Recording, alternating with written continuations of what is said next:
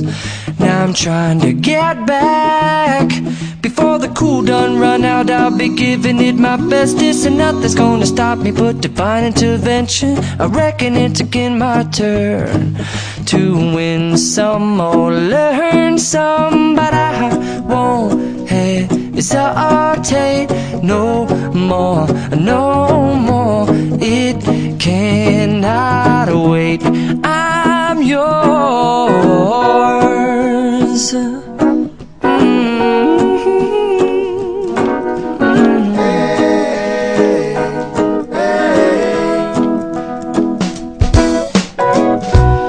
Open up your mind and see like me. Open up your plans and damn, you're free. I look into your heart and you'll find that the sky is yours. So clear, so this is our fate. I'm yours.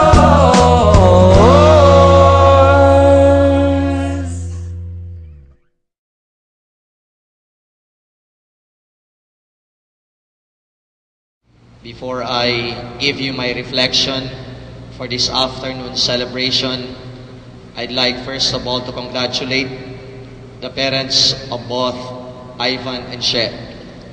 I'd like to congratulate you because I think you have such responsible children.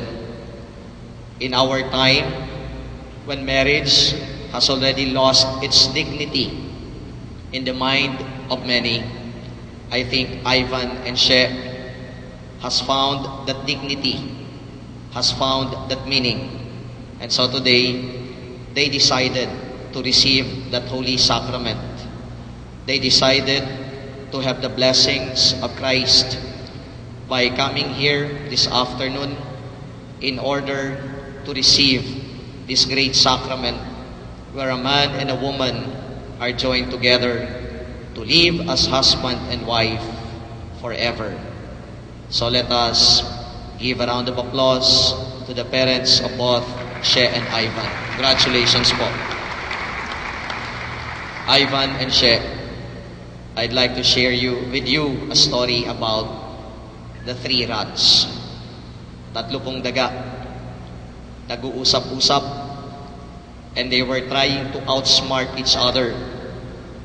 They were trying to somehow claim to be the bravest among the three.